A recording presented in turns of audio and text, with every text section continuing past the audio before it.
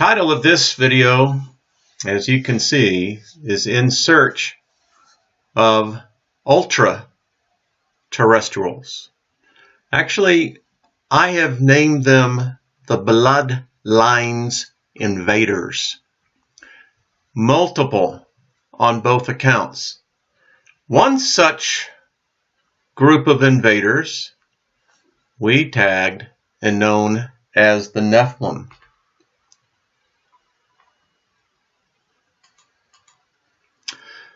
Here's some recommended books.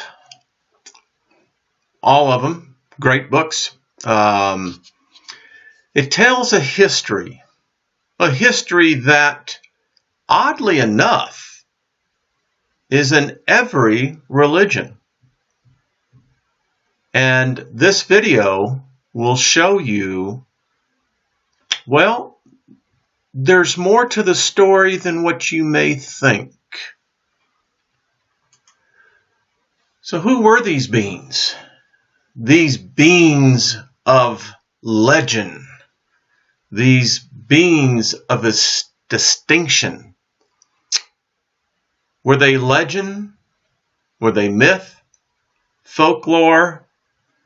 Merely tales from our ancestors who used to sit around this campfire and talk about such made-up adventures? Or is this really true? So what is the meaning of Nephilim? Well, as you can see, the word Nephilim means fallen ones. Now we're going to take this from the perspective of a partial religious theology, but at the same time expanding beyond that theology to questions that question the theology.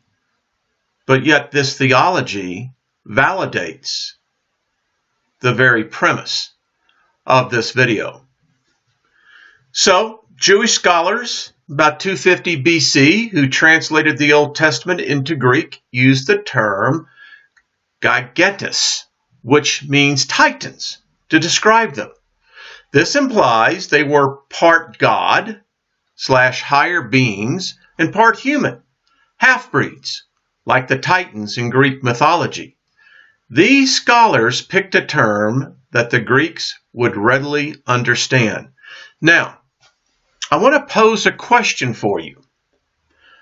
In this day and age where they try to get people divided, and one of the best ones is getting into debate on scripture, interpretation, yada, yada, yada. But I want to bring out a point to you. In the midst of all that, right, is it not odd how still they teach mythology? And yet the sheeple, don't say a word. Because after all, it's make-believe. Well, cowboy, I think you better get off that horse because it's going to buck you. Genesis 6:4. We're going to use the Bible. Now, I happen to believe that the Bible is a great book. The debate is it literal or literary? You decide. So what I've done here is that I have taken a lot of different versions and translations. So let's just read the first one up here, the New International. The Nephilim were on the earth in those days and also afterwards, when the sons of God went to the daughters of humans and had children by them. They were the heroes of old, men of renown. Now, in all of my Bible learning, I find it interesting how quickly words are simply passed over and never given thorough thought. That second sentence has always stood out to me as odd. They were the heroes of old, men of renown. Folks, Marvel Comics has probably had the biggest impact on the imagination of children everywhere. And the reason why is Superman, Batman, Spider-Man, Aquaman, whatever it is, Wonder Woman, whoever it may be, they're heroes, right? Okay, let's continue. So we know, as the premise here, that these were sons of God, angelic, or proper vernacular would be as well, aliens, ET, non-terrestrial. The Book of Enoch. Now, this is considered to be part of the Apocrypha. Well, I happen to think that's an asinine belief. Quite frankly, whatever moron that had his head up his ass that made it that way should be kicked out of ever having anything to have. Oh, he's already dead. Yeah. Listen, this is a valid book, and I'm going to show you why. And it's one that if you have not read it, well, prepare yourself. Again, you have been deceived, lied to, misdirected, whatever the case. The reason why the Book of Enoch is of such importance, it's quoted in the New Testament, quoted many times in the Old. They found it, the Enoch scrolls, in the Dead Sea Scrolls. But guess what they also found, folks? Something that the church will never admit to. But here's the point. They also found the Book of Giants. Now, I've read that book. A disjointed read it is, but nevertheless. And it tells of a different story. And this story has taken on in many different cultures, and I believe the biggest part that has been hidden is the true implications of what it's done to us, the true keepers, the true inheritors of the pure DNA. But that isn't so anymore, folks. It's been messed with. So anyway, you need to get to the understanding. The Book of Giants is real. This is a great article. Kind of explains exactly how this impacts modern theology, religion, dogma. It brings a real uncomfortable question to the church, because it presents in itself many contradictions to what has been acceptably taught. So let's read. In Enoch 12:3-6, Enoch, thou scribe of righteousness, go, declare to the watchers of the heaven, who have left the high heaven, the holy eternal place, and have defiled themselves with women, and have done as the children of earth do, and have taken unto themselves wives. Ye have wrought great destruction on the earth, and ye shall have no peace nor forgiveness of sin. And inasmuch as they delight themselves in their children, the murder of their beloved ones shall they see. And over the destruction of their children shall they lament, and shall make supplication unto eternity. But mercy and peace shall ye not attain. Let me give you the story to those of you who do not understand what's being said here. This was an incursion of an alien race Many call them the Watchers, fallen angels. They're aliens, folks. Trust me. The words are synonymous with one another. They came down, and you have to look at this from a genetic point of view, that whether it was semen that permeated the female's egg, it was alien DNA. Now, the question I have often asked myself was, how did that alien DNA bind itself to our DNA?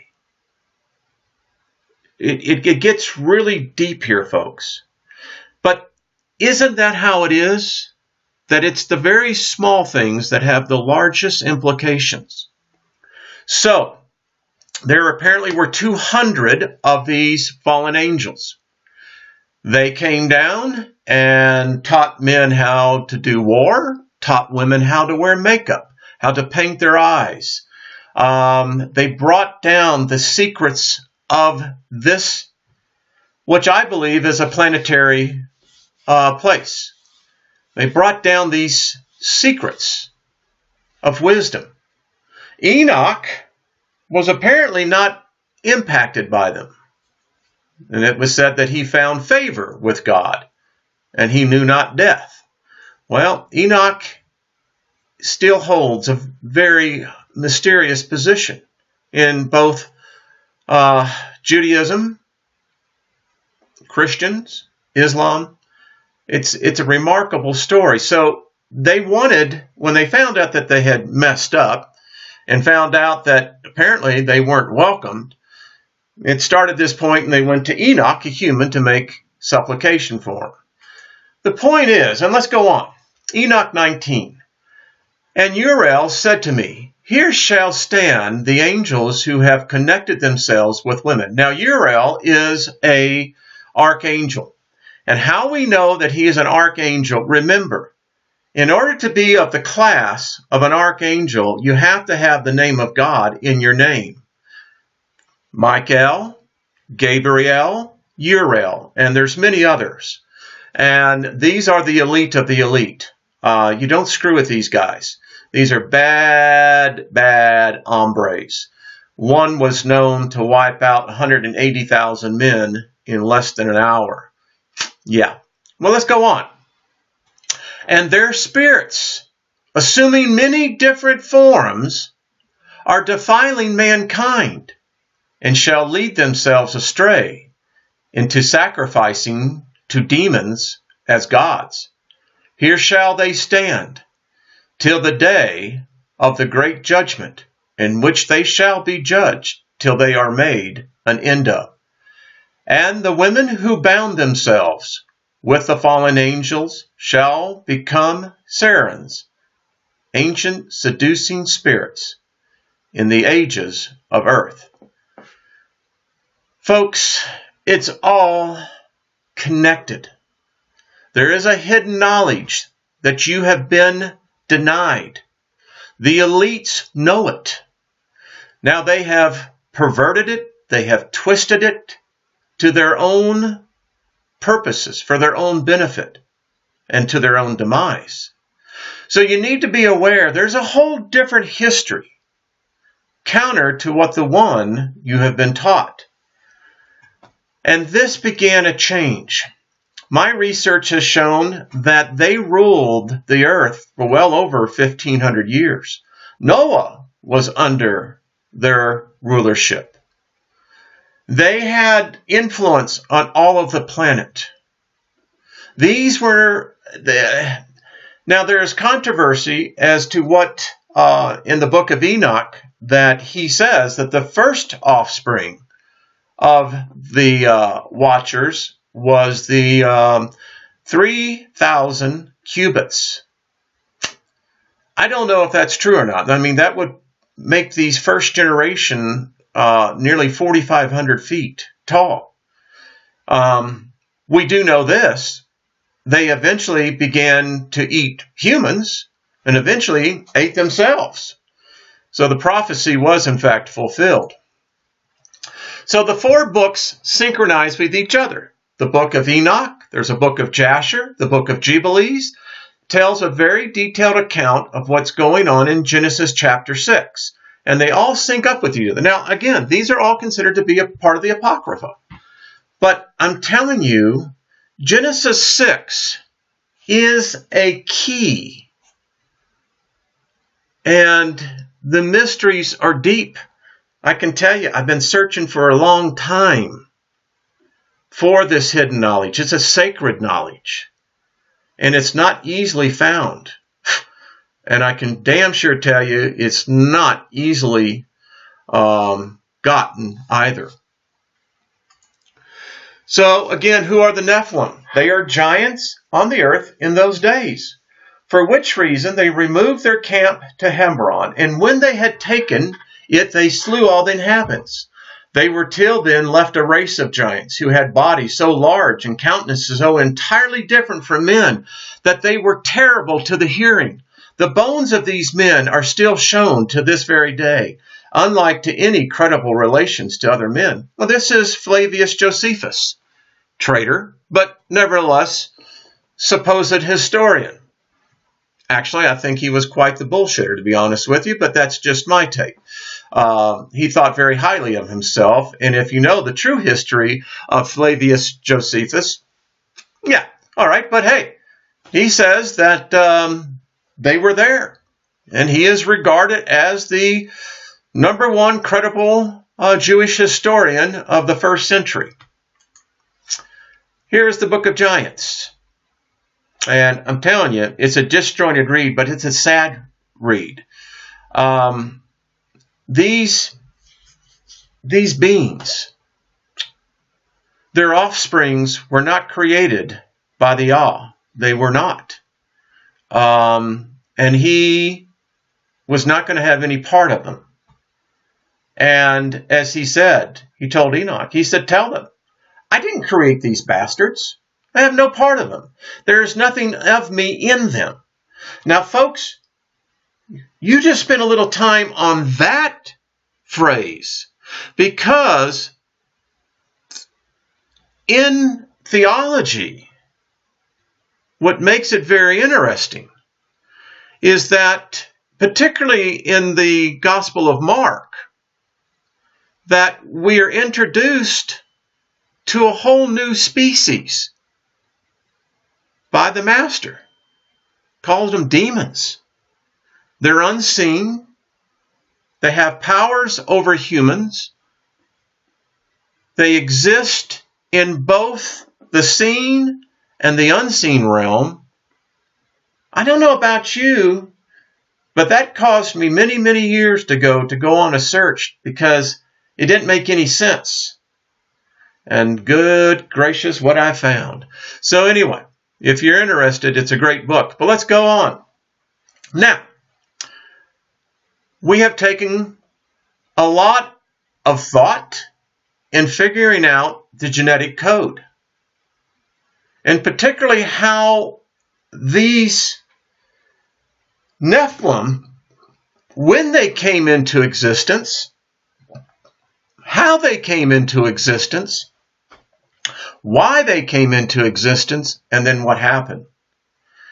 And folks, they screwed us up big time.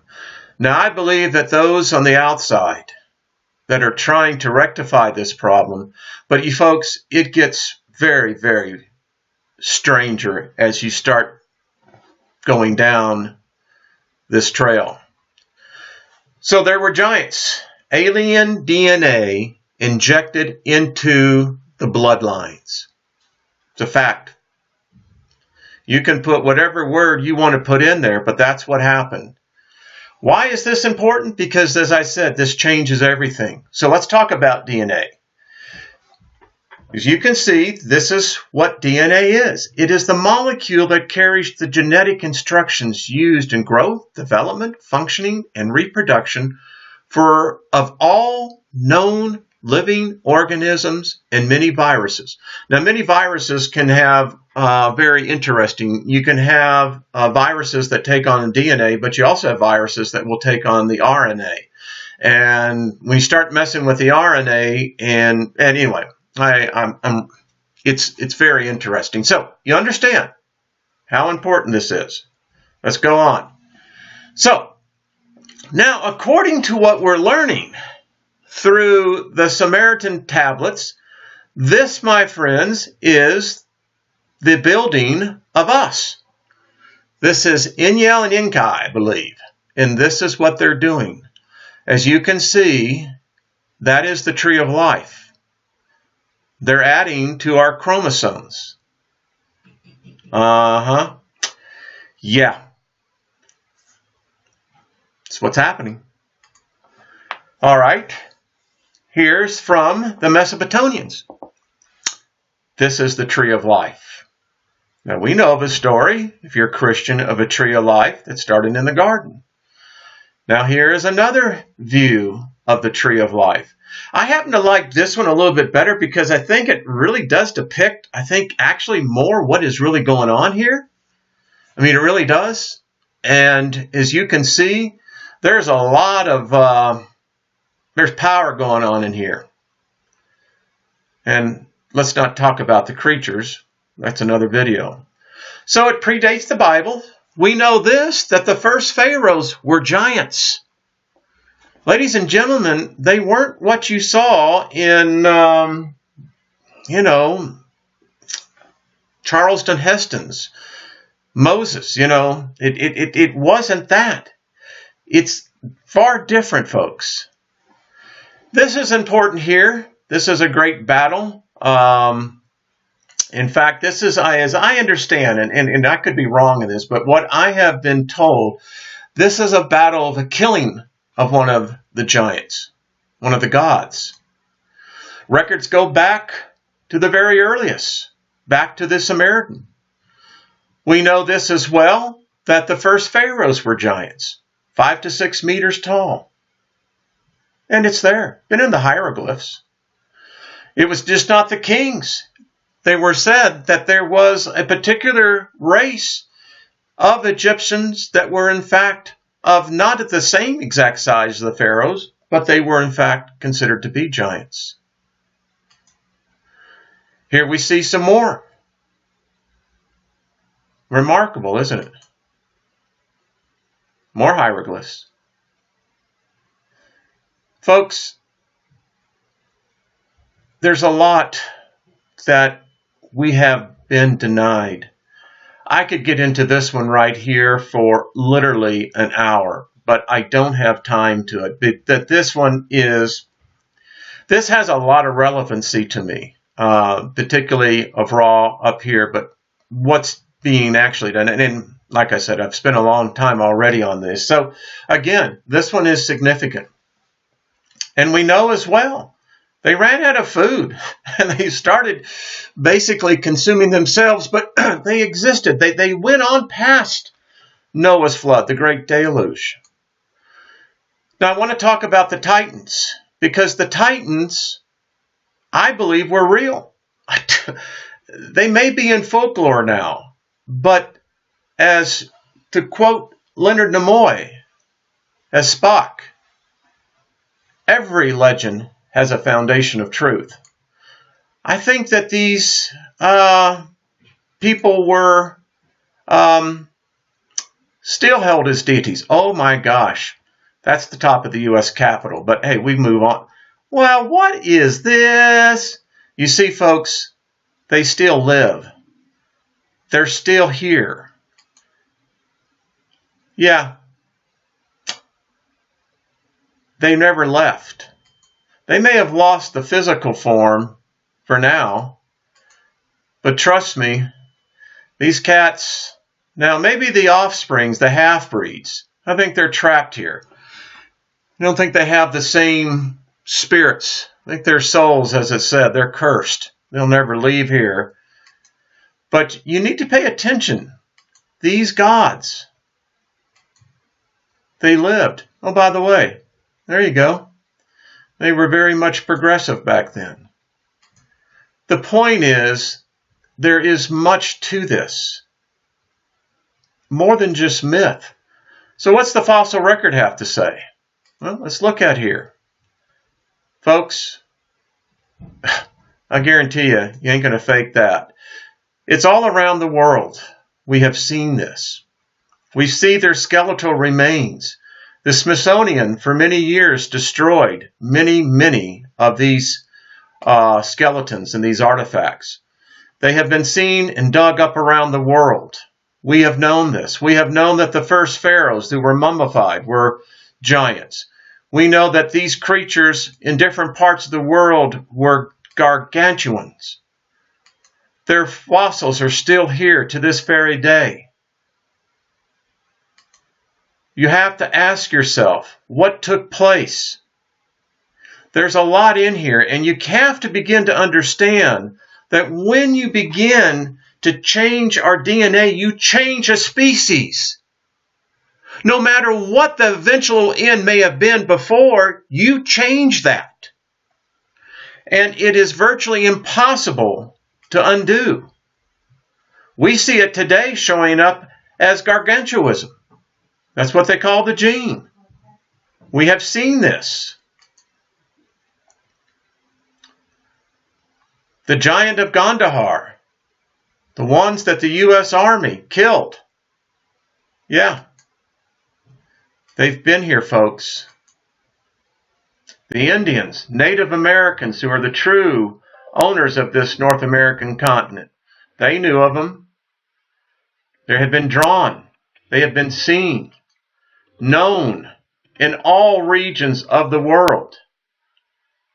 In Scandinavia, look at this. They give tribute to them. The earlier settlers found a race of giants here in North America. We butchered them, put them into slavery. They were found in South America. They were considered to be novelties. We have maps that showed where they lived.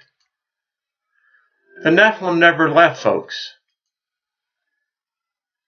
Now the question is, how many other species have altered the human DNA species?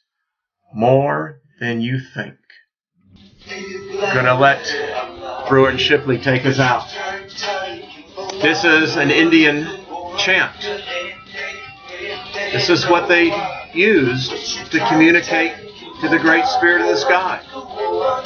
And I guarantee you, you repeat it, and you're going to get happy.